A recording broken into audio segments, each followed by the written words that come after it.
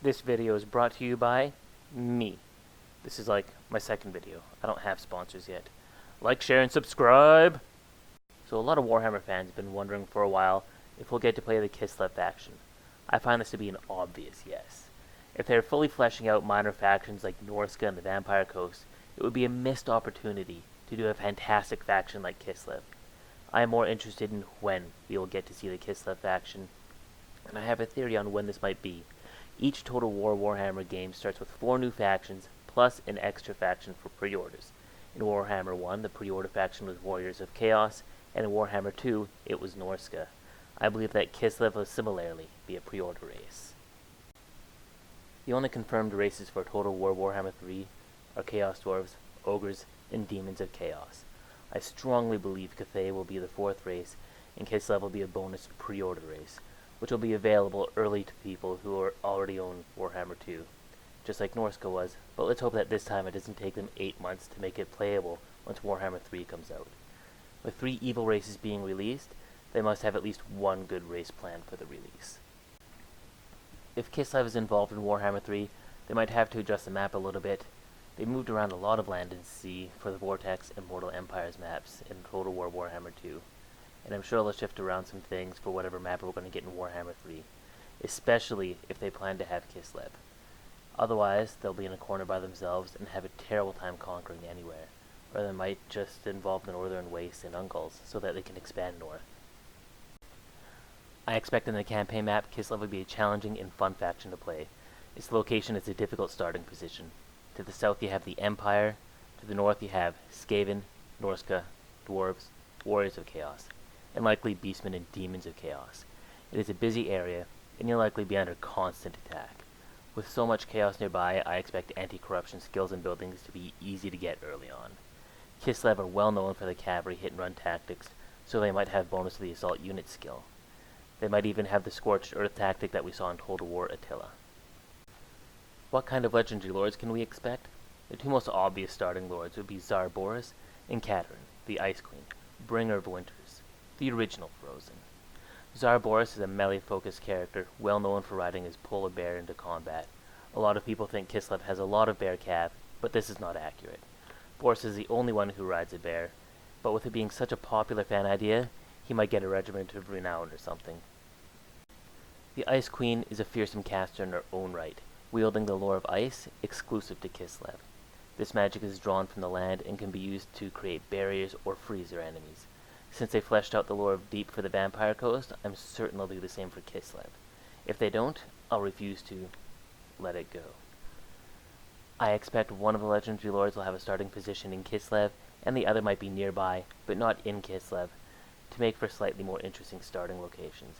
Kislev didn't travel around too much though, they're usually too busy defending their borders. Other units we can expect to see from Kislev are the Ungol Horse Archers.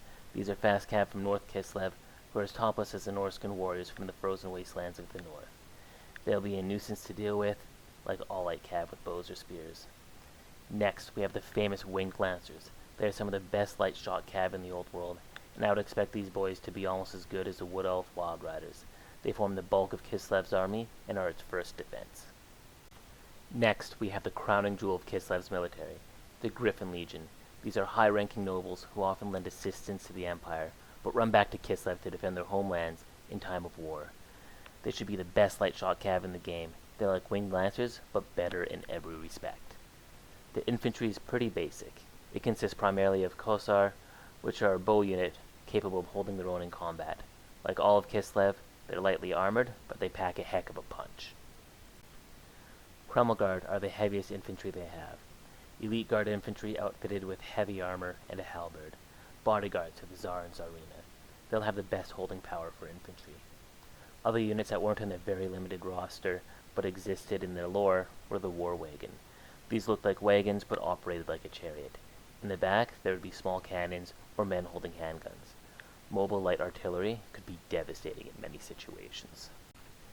Drazina. Please forgive me for butchering these words. I have no idea how they're pronounced. These are low-ranking nobles that will likely be heroes you can recruit with options for melee or hybrid. Strelsti. Once again, I cannot pronounce these. These are elite infantry who carry handguns and halberds. When shooting, they rest the gun on the halberd, making it steady and increasing their accuracy, making them a heavy-hitting sharpshooter, but able to effectively defend themselves in combat. They'll have a bonus versus large with a halberd, making them a hard target for Cav to deal with. War Bears are units that would probably operate similar to Warhounds, but slower and heavier hitting. Something to certainly fear if they get past your front lines and attack your archers. But like all animals, they'll have a low leadership. And last, but certainly not least, the Bear Cav. As I mentioned earlier, these units are not in the lore at all, and made up by the fans, but highly loved. They may include these cavalry to give them a little bit more holding power, or they'll try and stay a little bit closer to the lore. I expect Kislev's army to operate very similar to the Wood Elves on the battlefield. Lightly armored, fast, and they hit hard. And if they flank you, you're probably done for. When CA releases Kislev, I imagine we'll see these variants of them and even more added. With other minor factions, they've fleshed them out, giving them a large variety of units to play with. I expect they'll dive very deep into the lore and use everything, and possibly a few new surprises. This is a quick video on what I hope and expect for Kislev. Every new faction that CA has released has always impressed me in new and exciting ways. I am so excited to see what lies in store for Kislev, but to hold me over till then, I'm going to reread Riders of the Dead and the Ambassador Chronicles. If you like this video, give it a like, go ahead and subscribe, share it, and please comment below. Let me know what you liked, what you didn't like, and what you think I should talk about in the future. I'm currently working on videos for Missing Legendary Lords, and a campaign they did for the tabletop called Civil War, and how it could be implemented as a DLC. This is Keg, off to work, since YouTube doesn't pay my bills.